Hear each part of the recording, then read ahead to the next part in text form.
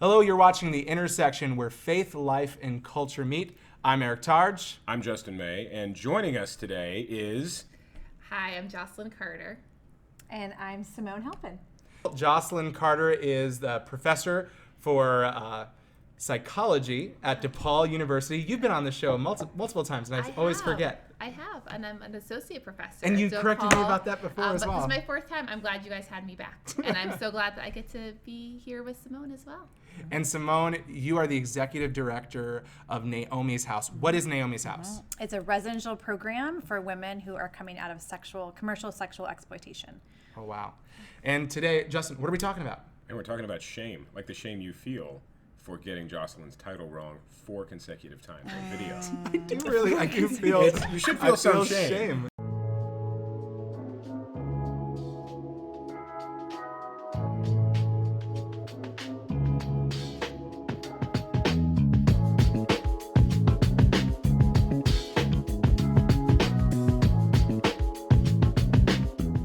So our opening question to kind of get things started here, right? Like, what is your earliest memory of shame? Yeah. Or maybe like, was it used in your home? Was that a thing for me? I was raised in a Puerto Rican and Jewish home, and so like shame was our first language.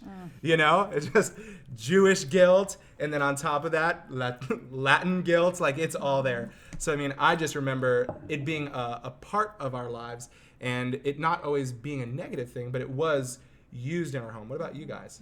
Yeah, I don't think, for me, I don't think it was used in my home as like a parenting technique or in our culture, but I think for me, probably the earliest memory I have of knowing the experience of shame was related to my skin color and knowing that I looked different from most of my peers and thinking that meant that something was wrong with me. And I actually remember being somewhere with my dad, who's African American, who didn't live with me, running into a classmate from school and thinking, oh no, they see my dad, now they're really gonna know that I'm Black and something's wrong with me. Oh, wow. So that is one of my memories, and I didn't fully put it together as a kid, but looking back, I'm like, that was definitely shame that I was carrying around with me. So Wow, thanks for sharing that. yeah, Wow. that's why I said it's an easy question. Easy question. Yeah. Something that comes to mind for me is knowing when I was first, second grade. So what is that, like 7, 8-ish, is when my parents got divorced, and feeling ashamed that I didn't want people to know that I had what I thought at the time was a secret, something that set me apart and made me different from other kids, which I think we'll probably get into it in some level later in this conversation, is how shame, or how things that make us different, sometimes that could be celebrated, sometimes are also used to make us feel isolated or different, and that we sometimes develop our own feelings of shame. Like, no one shamed me for having a divorced family, but I found that in myself too. That was an emotion that kind of conjured up not having a label for it at that young of an age. Yeah. But yeah. Justin, shame in your family? You know, not so much shame. Like, we were a very, very sarcastic I was the only family. shamed one. Yeah, I mean, in the family, not so much. I mean, there was a ton of sarcasm, but I also feel like there was a ton of just Mr. Rogers, like 1980s, like, oh man, no, your feelings are valid even though they're not, and like you're, you know, like everything, whatever. Justin's gonna fight you on that. Yeah, that was mostly directed at her. I would say that my earliest memories of shame, though, were in church, as like, especially getting into middle school, because I had all these kids I grew up with, and I was the chubby, nerdy kid. And so, like, I was just the object of derision. I didn't get along with them. And if we had not have moved, I honestly don't know if I would be a Christian today. Because the trajectory that, like, my life was on at that point, because, like, oh, I don't like any of you people. All I'm getting is negative feedback, so I want nothing to do with you. You know, that was somewhere in there. Like, middle school time was probably the first time that I'm really like, oh, yeah, you're getting shamed for being different. Oh, wow. Now, we're talking about shame, but, I mean, you are the psychologist. We could talk about shame in all different ways. I think it's probably important because we may all be defining shame in a different way, which shapes our stories. It might be that shame was not used in my household, and so my mother, who watches this regularly, is gonna be like, "How dare you?" And then she'll shame me, for it, So how would you probably? I'm gonna get in trouble for this, I know it. But how would you define shame? Yeah. So shame, I would say, it's one of our most complicated emotions. It's got feelings and thoughts or cognitions mixed into it. Okay. And in terms of thinking about shame, it can be helpful to think about what it's not. So comparing shame to guilt, they're closely related to each other, but guilt is more about what you've done that's wrong. So I feel guilty because I did this action that was wrong. Yeah. And shame, I think about, is more not about what I did, but who I am. So I am feeling bad because there's something wrong with me, because I'm defective, because I'm unworthy, because I'm unloved, because I'm weak. And so those are thoughts that psychologists would talk about as like sort of these core beliefs that we have. And so when we have those, a lot of times we're not even aware of, we're not aware that we have them, but it's sort of this filter through which we view lots of interactions that we have. And we're sort of acting in a way to minimize our shame, but then that backfires, especially if we're not aware of sort of what's driving that in the first place. So it's pretty unconscious for most people until you really drill down. I feel like that changes my answer before, because I think shame, you're defining it quite differently. It's more inward, and it's about you as a person. That's really interesting. It makes me feel like I nailed the answer to the previous question. I'm like, oh, nice. I knew what she was going to say. Yeah. Oh, wow. Nice. No, that is super interesting. I hadn't thought about that in that way, because we're not in your field, and we're grateful that you're here. Okay, Simone, you in your role at Naomi's house have probably seen a great deal. Like, what in your ministry experience or just life experience, like, what is the effect of shame? Yeah. So, from my experience, shame and trauma are close cousins. And so a lot of times you'll see someone who's gone through a traumatic event, to Jocelyn's point, something that they didn't choose to do, something that either was done to them or something that happened to them, and the ramifications of that trauma can lead to shame. I think of a woman who was commercially sexually exploited for years, and now that she's on the other side of it and she's going through our program, she's actually graduated from our program.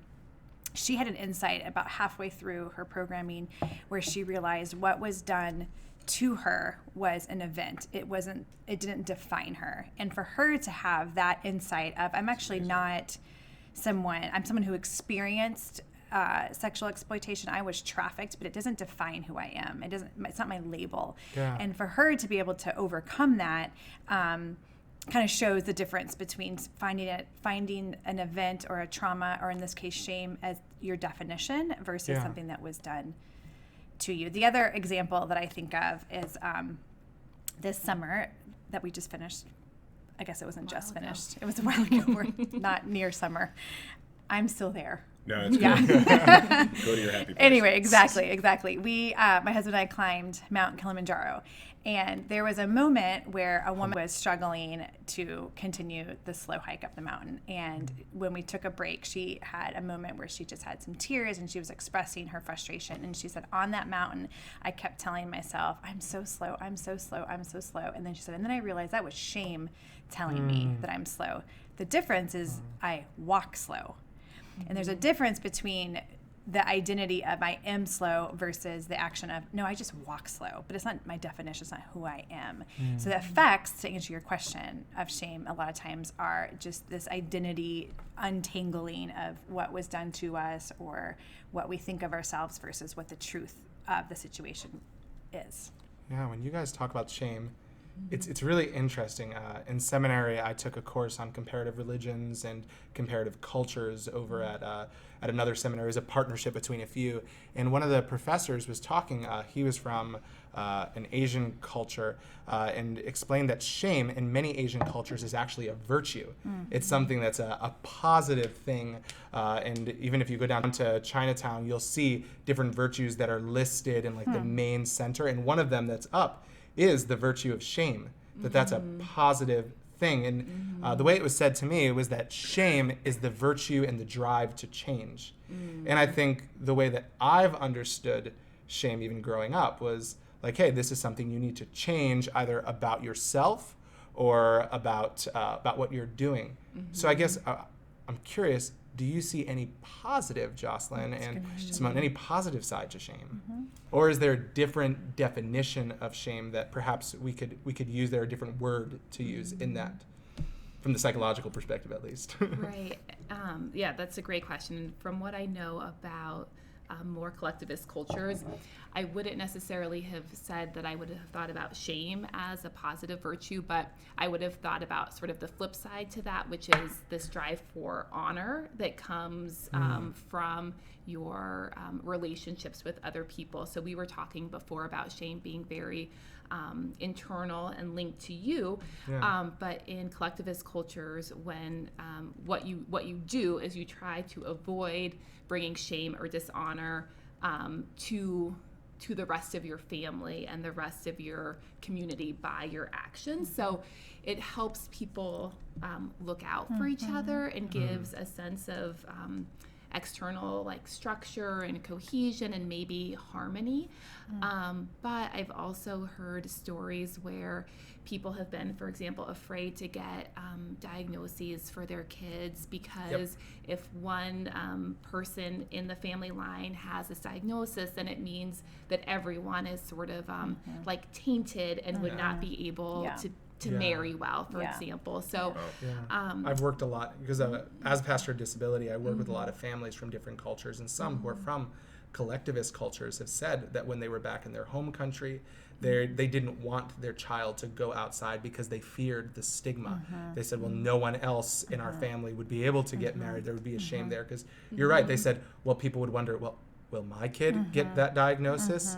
And so there was a sense where you hide that about yourself. And when they came here, they struggled even to get past that. So that's a really interesting point, that there's a negative side to that. Yeah, there can be. Yeah. I mean, that, not to derail the conversation in Please. this direction, but like, what a powerful opportunity for the gospel to speak Oh, totally right. into these cultures and lives that like look, you know, the affirmation of human dignity that transcends, it should transcend every cultural line. That, you know, like we are all, no matter how we are, no matter what issues we are presented with, like we all have the image of God on us and infinite dignity because of who made us. Well, isn't that the glory of the gospel? I remember a professor in seminary saying that we have often talk about Christianity in the terms of guilt and innocence, but the Bible actually talks more about shame and honor. All of Christ's honor is given to us, and the shame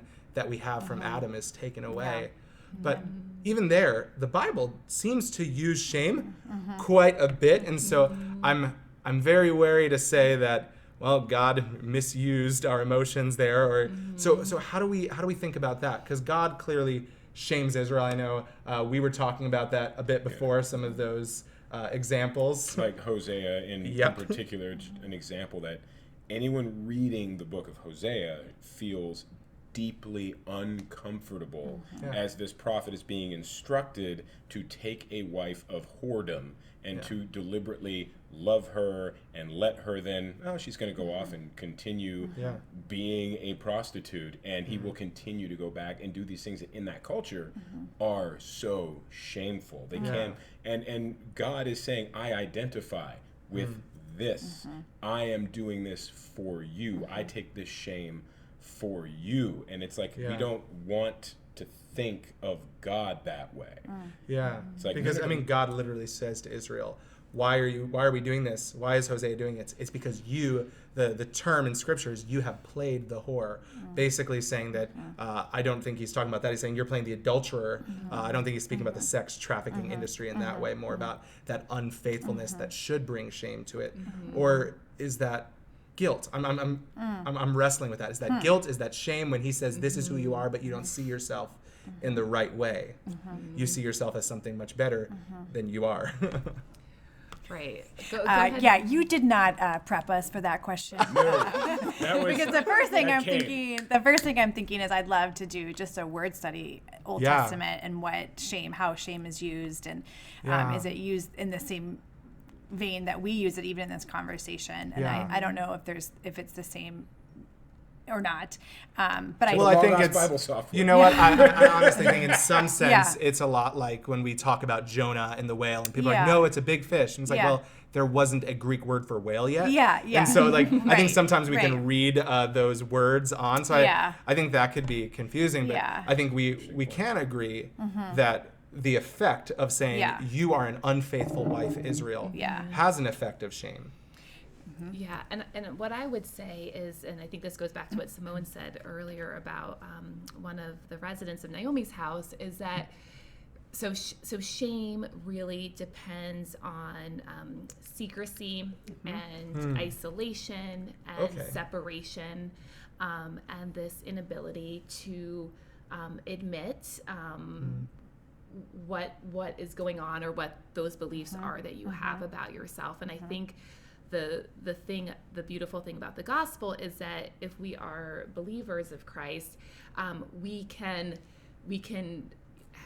see that shame, but we can put it out there, and we can say this doesn't define me anymore. So yes, these things are true of me, whatever the bad things that I've done, and I have a Savior who covers it all. So we have, I think, that freedom to step out and say, here's what I am, here's what I've done, and there's so much more, and it's covered already. So I think that tension, because I don't think we want to pretend like it's not there, but I think the power of the gospel is, yes, we can look at all of our mess and darkness and see what that is for the truth, and have a hope. That there's more. And then it's ongoing, right? Because the moment we're saved, our shame is lifted, right? Christ will bear that, or does bear that for us. But it's not as if we go on without ever facing difficult or emotional feelings again. So we're going to still feel shame. We're still going to wrestle with decisions we've made or guilt that we are struggling with. And so that is another part. And I don't know if this is a question you were going to ask about how we overcome shame. It should have been. Yeah. Well- I'm so, I think both of you can speak to that, and from such interesting vantage points, because you help women to overcome shame at Naomi's house. And you, as a psychologist, I'm sure have encountered people who are overcome with shame. We have a culture that is so focused on shame and uses shame. I think of James Corden, right, who recently spoke out, the late night host, who was fat shamed by, I can't remember his name, but a guy who I don't watch. I like James Corden. Yeah, but he talked about having been fat shamed, and he's like, listen, that doesn't fix it. Yeah. But it doesn't, by saying it doesn't fix it, it doesn't take away the shame. And I imagine a lot of people we watch, they've had shame either from purity culture or had shame from the things they wear or their weight or even their religion. I know that plenty of people who are not raised in a Christian home get that from families, or people who are in a non-Christian environment can feel that. We So how do use you it as a overcome power tool, right? We use it, we label people. As you talked about earlier, how as a young girl, when you started to notice your skin color was different, we point that out, whether it's weight or looks or profession, whatever it is. We use that as a power tool to kind of assert power over other people, and shame is a tool that we use to push others down. And obviously, it's effective in the sense that other people feel small when shame is heaped upon them. But what I was going to mention earlier about overcoming it is knowing that the gospel, number one, is enough to save us, but then it's powerful enough to continue to sanctify us through our journey with Christ, and knowing that He will always bear our shame. He will always take away our guilt. And that's where our part, not that we have a part in the gospel, but we have a role in saying, I believe that you are enough, Jesus, that you are enough to save me from death to life, but you also are enough to walk with me as I continue to just kind of stumble my way through to eternity, because we're going to constantly feel up against people who are heaping shame on us, or even that internal voice in our heads that we shame ourselves, because it's a learned behavior. To the extent that, we, in theological terms, right, you'll talk about the being delivered from the power of sin, but you will still live with the presence of sin. Right. And I think one manifestation of that is an assault on assurance and an assault sometimes on our ability to appropriate that thing that you just said, which is like, look, this has been dealt with. I don't have this anymore, but I still feel this, so that, and that sometimes I've had great conversations with some folks who have kind of owned up to the fact that, like, look, I just feel like I'm not praying hard enough. I'm not doing it. I just knew that if I had more faith, this wouldn't be here. Yeah. And it's, not necessarily. Which is what makes just sanctification in general and walking with Christ cross-cultural, whether you're a woman at Naomi's house who has had, a horrific injustice done to you, or you're a pastor at Moody Church who has walked with the Lord for, decades. That, what you just described, is something that most people can identify with in one level or another. Just the power of that emotion, the power of the emotion of shame. So Jocelyn, someone walks into your office and they have only a little bit of time to talk to you in an abbreviated way. Obviously, this takes many counseling sessions for people who are struggling with shame. If you are struggling with shame, go see a counselor. Obviously, I'm going to say that. But what are some things that you would tell that person to begin this process of dealing with shame? Yeah, so I think keeping an eye out and actually writing down some of those thoughts and beliefs that you have about yourself, and thinking about how a lot of times we talk about like sticky thoughts that are thoughts or beliefs that we have that we're attracted to, and when they come through our mind, we're like thinking about them over and over again. Like, why didn't that person text me back? Why is it taking so long for them to do that? I like that word, and sticky all thoughts. of what that means, and we sort of can't get unstuck, because I think that those will be clues to us about what our areas of shame are, and then drilling down into, okay, what do we think that means about us? Like, why is this so sticky? And then I always want people to not believe everything they think, and I think there's a lot in psychology about that, but there's also a lot in the Bible about that, right? Of taking our thoughts captive, of the psalmist praying out to God to search us and know our hearts and our minds. So really seeing what the truth actually is, and having like counter statements or thoughts that you might use to remind yourself of what the truth is, or evidence to the contrary. So those would be a couple of things that I would recommend for people to do in a short time, or in a lifetime of time. Totally. That reminds me of what Martin Lloyd-Jones says about Psalm 42, when the psalmist is talking to himself, saying, "Why are you cast down, O my soul?" And then reminding him of all the truths of who God is and how he cares for him. And Martin Lloyd-Jones says, we need to stop listening to ourselves and start talking to ourselves. And I think what you're hitting on is just that. Take those sticky thoughts and say, no, I'm going to talk to you now, soul. And like, no, God loves you. Yeah. All that is Christ's is mine. His glory is mine. His honor is mine. If I am one with him, there is no shame. Yeah. That has been nailed to the cross. That's So so good. I love that. I love that. I do sticky that thoughts.